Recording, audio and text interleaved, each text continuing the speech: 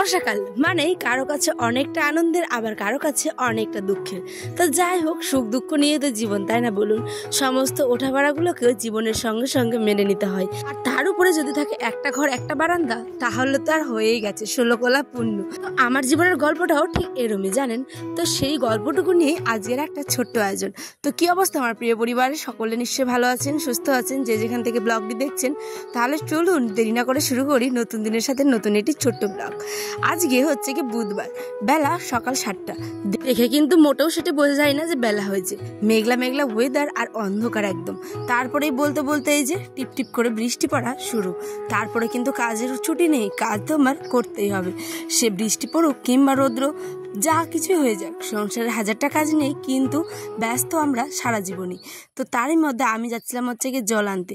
গিয়ে দেখি এই মানে বালতিটাতে একটু ছিল কান্ডি, মানে যে গরুরা খায়, ছাগল গরু সমস্ত কিছু আমাদের বাড়িতে কিন্তু ভরপুর। তো তাদেরই খাওয়ার ছিল হচ্ছে বালতিটাতে। তাই ভাবলাম ফেলে না দিয়ে যাই, গিয়ে লালুটাকে দিয়ে আসি।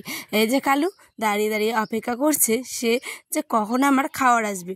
আর এইদিকে বৃষ্টিতে ভিজে গেছে সে বেচারা, কিন্তু তার যে শরীরে বড্ড গরম। তার তো এই বৃষ্টিতে আর হবে না, আরো বেশি জোরে বৃষ্টি লাগবে। কারণ আমাদের এই বাড়ির গরুটা হচ্ছে গিয়ে দেশি গাই না, তো এর গরম, এর মানে দুধ অনেকটাই, আর এর গরম কিন্তু অনেকটাই, খায়ও অনেকটা। তো যাই হোক, সে সমস্ত কিছু বাদে খাতাই এখন বর্তমানে যেটা আসল সেটা হচ্ছে গিয়ে আমার কাজটুকু আপনাদের সাথে শেয়ার করা।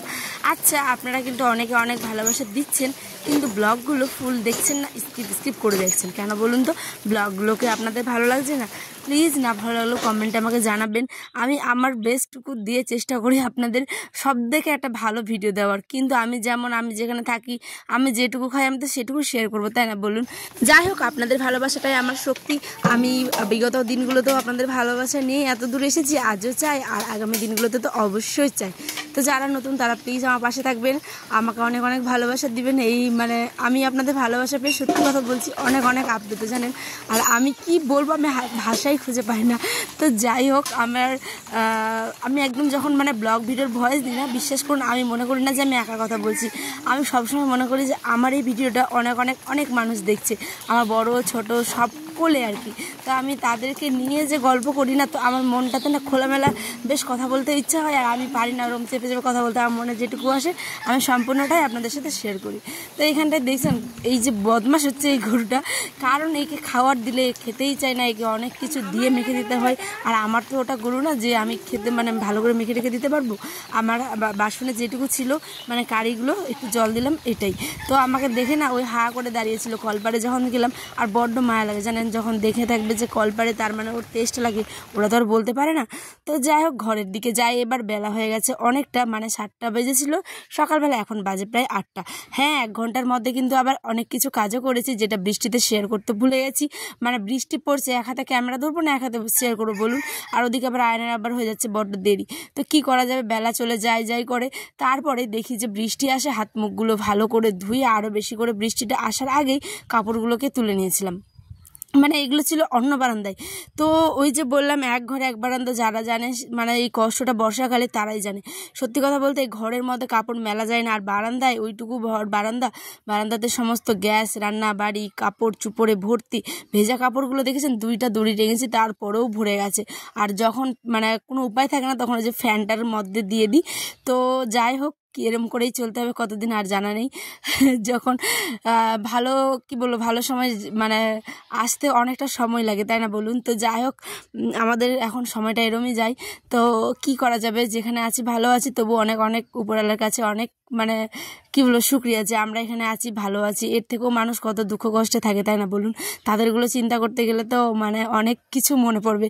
তো যাই হোক, এইখানে আজকে একটা সমস্যা হয় জানেন। আমি এখানে 1 পোয়া করে যেহেতু আনার জন্য দুধ নিই, কারণ বেশি করে নিলে আয়নার আব্বাও খেতে চান আর আমিও খেতে চাই না। আবার যেহেতু ডায়েটে আছি, মোটা হয়ে যাচ্ছি, জানেনই তো, দুধ গেলে তো আরও একটু মানে বেশি মানে শরীর ফুলে যাবে। তো সে কারণে আমরা খাই না। আমি আয়নার জন্য নিই, যেহেতু ওই হরলিক্স খাবে, সেই দুধটা আজকে পুড়ে গেছে। মানে আমার এই ভুলের জন্য বলতে পারে, আমি ভিডিও করছিলাম আর কাপড়গুলো শুকোতে দিচ্ছিলাম, আর এইদিকে ইন্ডাকশানে মানে লাইনে আমি দিয়ে দিয়েছি হচ্ছে কি দুধ গরম করতে। এবার কোন সময় বাটি থেকে উধে যে পড়ে গেছে, হায় রে হাই, সে এক বিচ্ছির কারণ দেখলেনি তো, চেয়ারের একটা বাজে মানে নোংরা অংশ নিচের দিকে একদম পড়ে একদম সে একাকার কাণ্ড। তো যাই হোক, কি করা যাবে, ভালো দুধটুকু আয়নসোনাকে হরলিক্স দিয়ে ঘুলে দিলাম, ওই এখন সেটা বসে খাচ্ছে, আর আমি এসেছি বিছানা বিছানাটাকে গুছিয়ে নিতে। এই যে বিছানা টিছানা গুছিয়ে নিচ্ছে, আয়নের আব্বা কিন্তু খাওয়া দাওয়া করে চলে গেছে। রান্নাবাড়ি আজকে তেমন ছিল না, তাই শেয়ারও করিনি। কি রান্নাবাড়ি আর শেয়ার করবো, বৃষ্টির দিনে খিচুড়ি হলে তো ভালো হতো, কিন্তু অনেক কিছু যে লাগবে বলতে সাদামাটা হলেও অনেক কিছু লাগবে আজকে নেই। আগামী দিন হচ্ছে বৃহস্পতিবার, সেদিন আয়নের আব্বা সমস্ত কিছু নিয়ে আসবে। হাট বাজার মানে এই সপ্তাহের শেষে না একটু টান টান করে চলতে হয়, বলতে মঙ্গল বুধ এই দুটো দিন বিশেষ করে আর কি। তো যাই হোক, বৃহস্পতিবার আনলে এই মধ্যে তো বৃষ্টি আবার হবে, সেদিন কোনো দিন একটু খিচুড়ি করে নেব।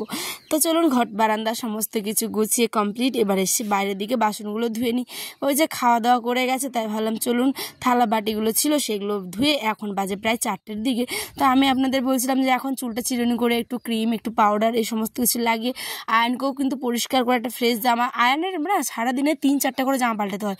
সকালে স্নান করে ওর পাপা একটা পরিয়ে দিবে, তারপরে খেলাধুলো করবে, দুপুরে আমি একটা, বিকেলে আবার খেলাধুলো করবে, সন্ধ্যাবেলা একটা, আর রাত্রে ঘুমোতে যাওয়ার আগে আর একটা।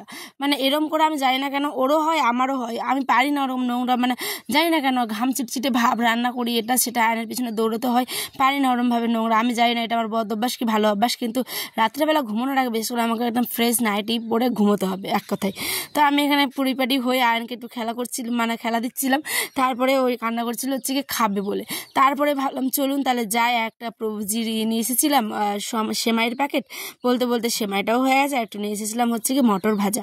তো এখানে দুধ তেজপাতা আর হচ্ছে গোটা কি বলে ওটা সবুজ এলাচ যেগুলো হয় সেগুলো দিয়ে রান্নাবাড়ি করে ওই খাইয়ে দাইয়ে দিয়েছি। এবার রাত বাজে এখন 8টা 8:30 নাগাদ। দেখুন আয়নের আব্বা তো চলে এসেছে, বৃষ্টিও শুরু হয়েছিল তুমুল, জানেন বাবার অপেক্ষায় কতক্ষণ ধরেছিল, যেই দেখেছে বাইকটা মানে ঘরে না ঢুকিয়ে বারান্দায় ঢুকিয়েছে, তাই ওই একদম গেট খুলে রেডি ওর পাপাকে আনার জন্য। তো এদিকে আমার রান্নাবান্না তো করে নিয়েছিলাম যে শর্টকাট, রাত্রেবেলা পাঁপড় ভাজা, ডিম ভাজা, পটল ভাজা, আর ছিল হচ্ছে কচুর ঝোল, আর একটু ছিল শাক ভাজা। আজকের এইটুকুই আমাদের খাওয়া দাওয়া। তাহলে চলুন দেখা হবে ঠিক 5টার সময় অন্যদিন নতুন সময় নতুন একটি ব্লগের সাথে। আর হ্যাঁ, এখানে আয়নের আব্বা একটা প্যাকেট এনেছিল, সেটা দেখাচ্ছিলাম যে এটা একটা খেজুরের প্যাকেট এনেছিল। তো আমি এই প্যাকেটটা না নতুন দেখলাম, এতদিন ডিব্বাতে দেখতাম, এটা আজকে নতুন দেখলাম। তো যাই হোক, আপনারা কারা কারা দেখেছেন কমেন্টে জানাবেন। Bye bye.